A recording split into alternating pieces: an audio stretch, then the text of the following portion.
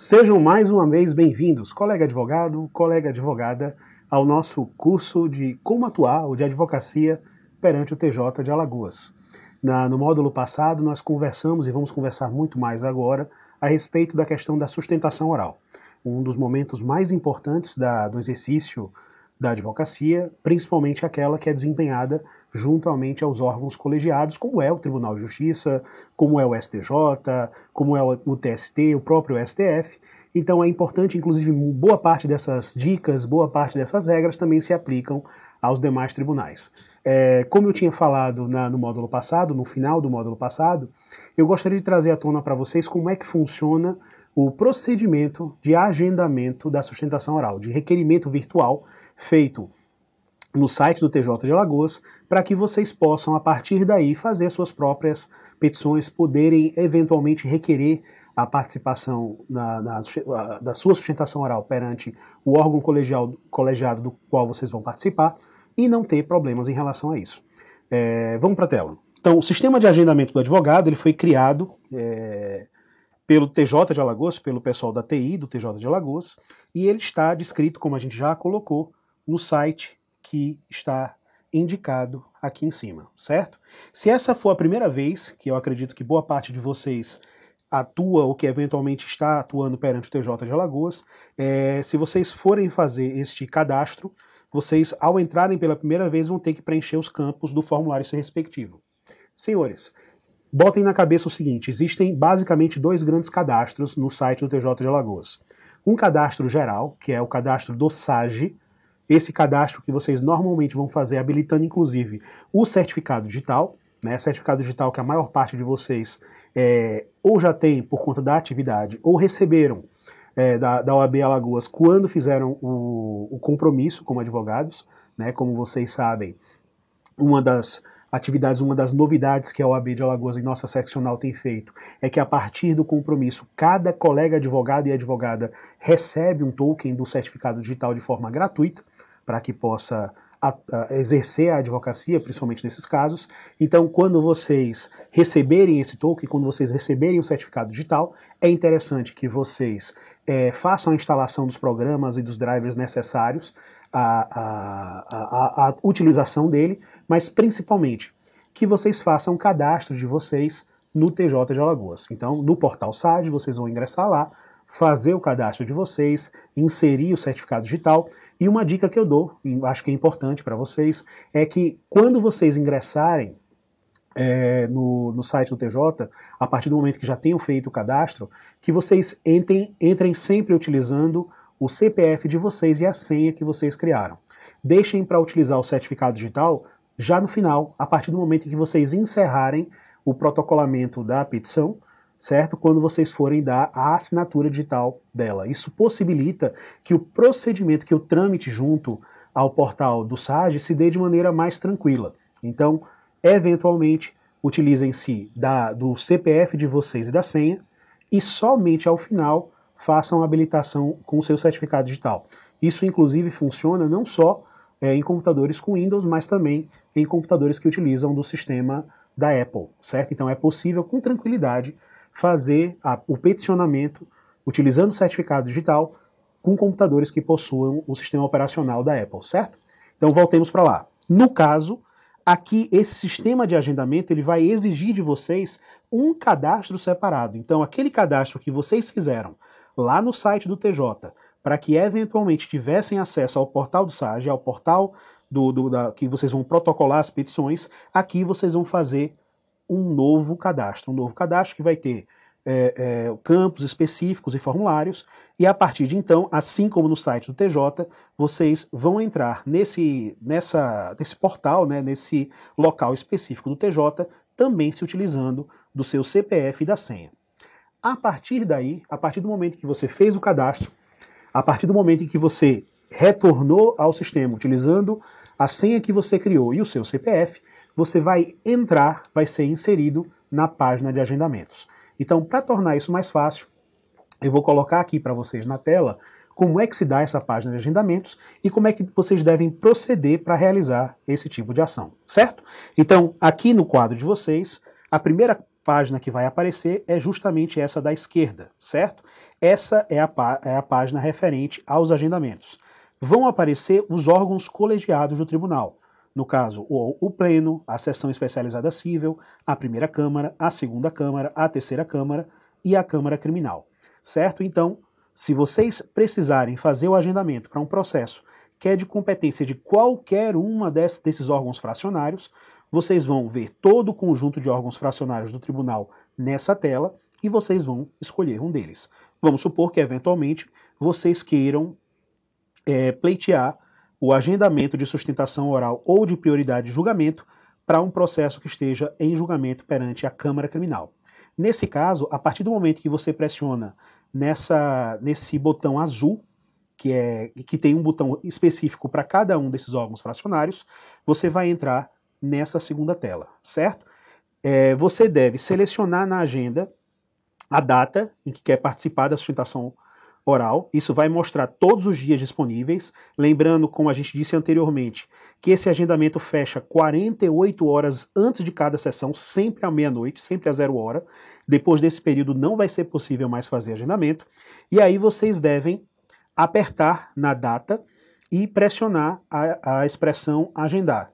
Quando vocês apertarem uma dessas datas, vamos supor que vocês escolhessem a data 3 aqui, vai aparecer o dia e as câmaras que têm julgamentos disponíveis na referida data.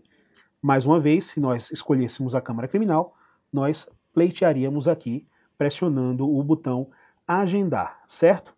A partir do momento em que você coloca Agendar, irá aparecer mais uma janela com os campos que devem ser preenchidos, e aí, a partir do momento que você faz o agendamento de maneira completa, você pode consultar a sua pauta de julgamento clicando Ver Pautas de Julgamento. Então, o procedimento em si é muito simples. Escolhe o órgão fracionário, escolhe a data, pressione em agendar, e aí ele vai pedir de você uma série de informações referentes ao processo. Então, você foi intimado da pauta de julgamento, a partir dessa intimação vão ser algumas informações dessa pauta vão ser importantes para você, que você vai ter que necessariamente apresentar no site do agendamento. Eu vou colocar para vocês isso no próximo slide. E com essas informações, vocês vão poder fazer esse agendamento. Então vejam, essas são as informações que são importantes que vocês tenham antes de entrar no sistema de agendamento ou, eventualmente, a partir da página onde você verificar a questão das pautas de julgamento do tribunal. Então vocês precisam a ordem que o processo está na pauta, né? A classe do processo, qual o tipo de processo, o número do processo, quem é o relator. Justamente essas são as informações que vocês vão ter que utilizar aqui para necessariamente pleitear a sua habilitação, seja para fazer sustentação oral, seja para a leitura do voto. Então, vocês podem, como a gente já tinha necessariamente falado antes, podem optar em ter a prioridade de julgamento, e aí, neste caso, vocês já estão abdicando da necessidade de fazer sustentação oral, como vocês podem requerer a sustentação oral e, obviamente, obrigatoriamente, vão ter essa prioridade de julgamento. Vai aparecer a questão de ordem da pauta, que é essa informação, número do processo, quem é o relator, e a partir de vocês terem preenchido todas essas informações, vocês devem confirmar o agendamento. Quando vocês apertam esse confirmar agendamento, vocês vão receber uma confirmação, será exibido um bloco com as informações do seu agendamento, e aí vocês vão ter exatamente a posição em que vocês estão naquela data. Então vocês vão saber se a sua sustentação oral, por exemplo, é a primeira, a segunda, a quinta, a sétima, a oitava sustentação oral que vai ser feita no dia.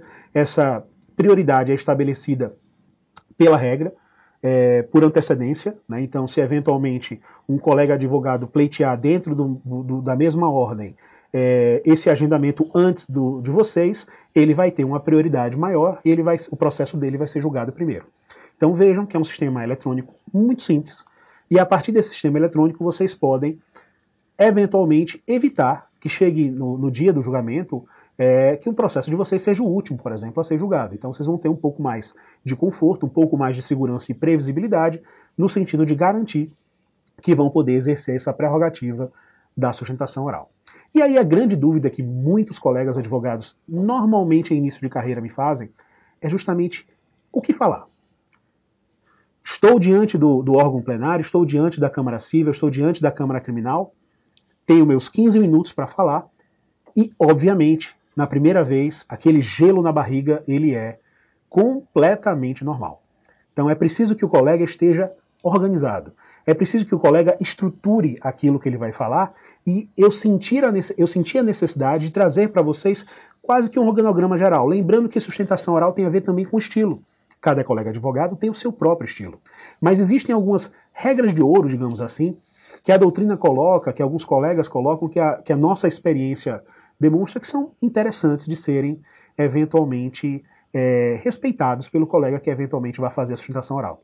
Então, como dica, como orientação, eu gostaria de passar para vocês algumas sugestões a respeito de como fazer uma boa sustentação oral. Vamos para a tela. Então, colega, tratando de como fazer essa sustentação oral, vamos justamente voltar à questão das dicas. Então vejam, quais as dicas que a gente tem para que vocês possam fazer uma boa sustentação oral? A primeira, e talvez a mais importante delas, é conheça o processo. Conheçam com detalhe o processo que vocês vão sustentar. Porque vocês podem ser surpreendidos com perguntas dos julgadores, vocês podem ser surpreendidos com um profundo conhecimento do julgador a respeito do processo, e é importante, inclusive, para que vocês possam fazer esclarecimentos de fatos, que vocês tenham esse conhecimento detalhado do processo. Uma dica que eu sempre dou é: faça um relatório indicando onde estão as principais provas que justificam os argumentos que vocês estão posicionando e coloquem isso de uma maneira que fique próximo, de que vocês consigam ter acesso a isso durante a sustentação oral. Lembrando que vocês vão estar diante de um púlpito onde vocês podem colocar esses papéis ou eventualmente um tablet onde vocês possam recorrer a essas informações, mas vocês precisam necessariamente, para além de conhecer, ter esse acesso rápido a essas informações que são imprescindíveis do processo. Então conheçam o processo, conheçam os posicionamentos fortes que existem em relação ao pleito do seu cliente, conheçam as fraquezas que tem em relação aos seus clientes, quais os conteúdos probatórios que corroboram e quais aqueles que eventualmente excluem o direito que você está pleiteando. Seja justo, seja racional, conheça detalhadamente o processo. Você pode ser solicitado durante a sustentação ou até mesmo durante o voto para que faça algum esclarecimento a respeito do próprio pedido ou de fatos ou de provas que tenham eventualmente integrado aquela relação jurídico-processual. Então conhecer.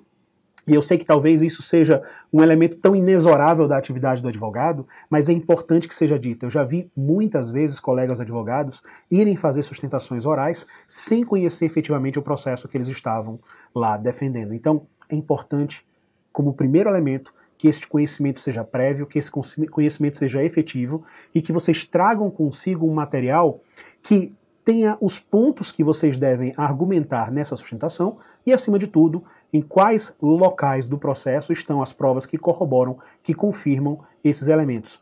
Principalmente aquelas que, de alguma forma, seja direta ou indiretamente, você vai fazer referência em sua sustentação oral. Vamos adiante.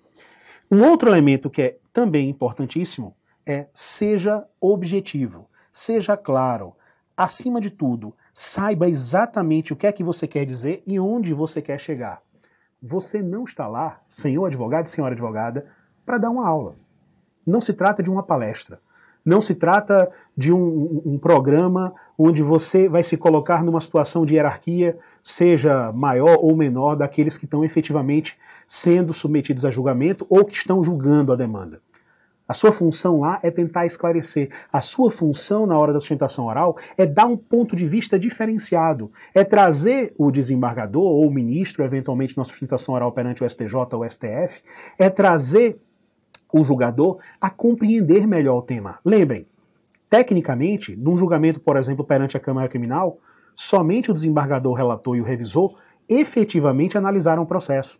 Os outros desembargadores estão tomando conhecimento dos detalhes do processo a partir do relatório e do voto do desembargador relator, a partir das inserções, a partir dos argumentos trazidos pelo desembargador relator, e também pelo desembargador revisor.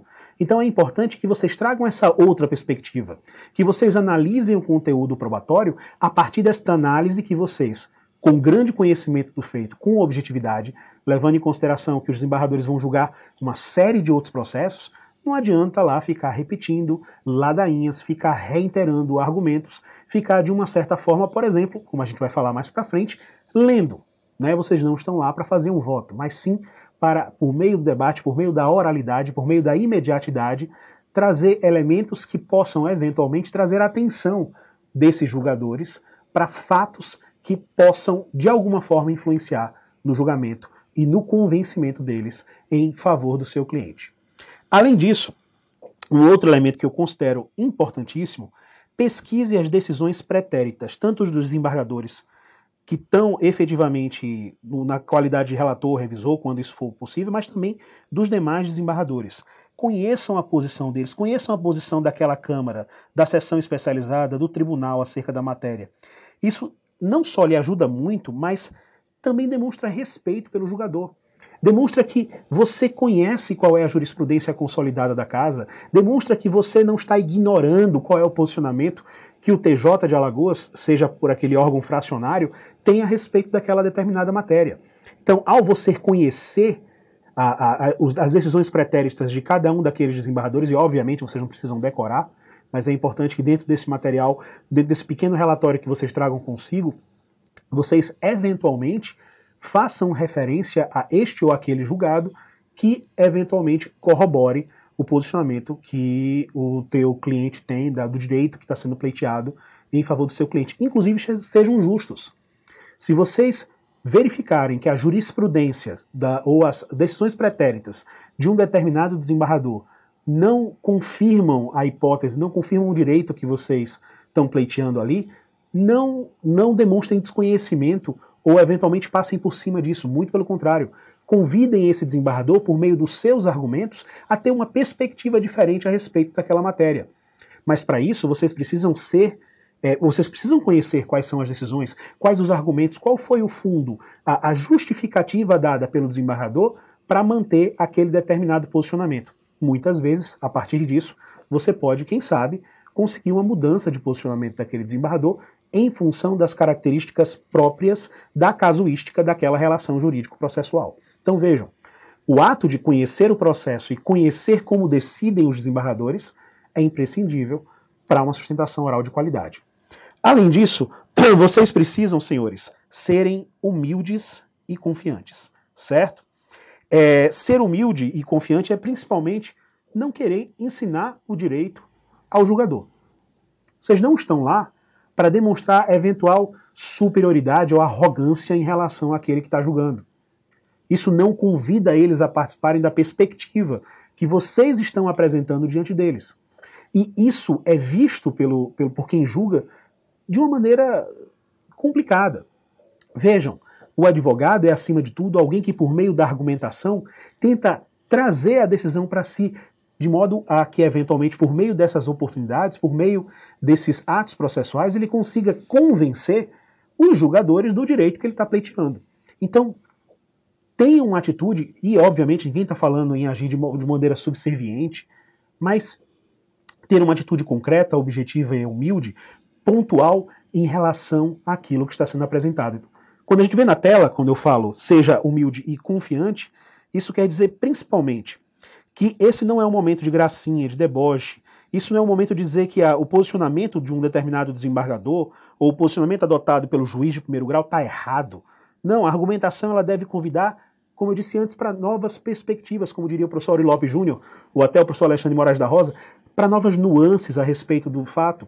E, eventualmente, esse approach, essa forma de discutir com o desembargador, sem demonstrar arrogância, sem demonstrar que você está lá para tentar ensinar direito, pode trazer de alguma forma algum tipo de benefício para o direito que está sendo pleiteado, para o argumento, para o pedido que você está apresentando diante do magistrado.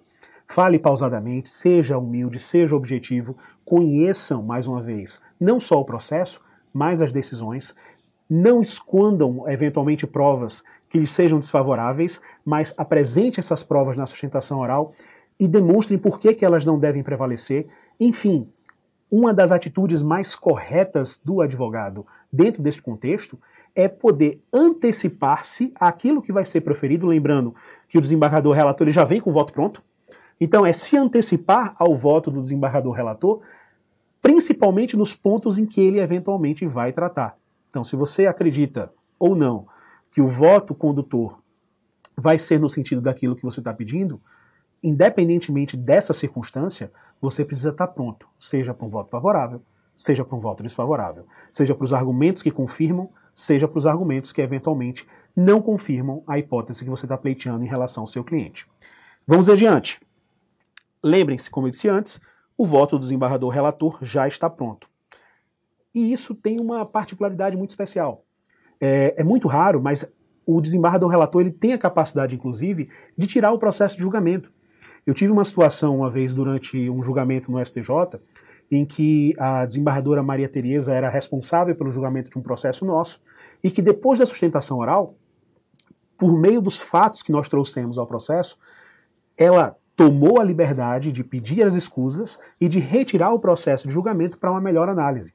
Isso é talvez uma das grandes conquistas que a sustentação oral pode ter.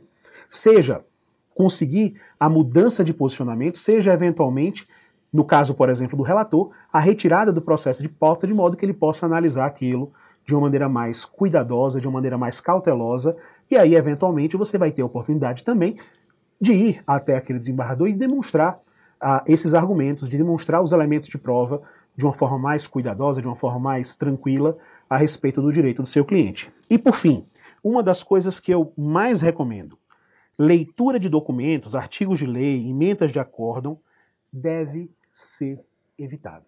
Não tem coisa mais pedante, não tem coisa mais chata do que o colega advogado, numa sustentação oral que é normalmente muito breve, cerca de 15 minutos, ele ficar lendo jurisprudência, ele ficar lendo doutrina, a não ser eventualmente 2, 3 elementos, palavras que possam reforçar o argumento ou simplesmente dizer que um determinado doutrinador se posiciona daquela forma, mas nada é mais chato e insuportável dentro de uma sustentação oral do que a leitura de documentos, a não ser que eles sejam muito objetivos, muito específicos e que possam ser contextualizados nisso. O que vai normalmente acontecer com esse tipo de procedimento é você perder a atenção daqueles que eventualmente vão te julgar.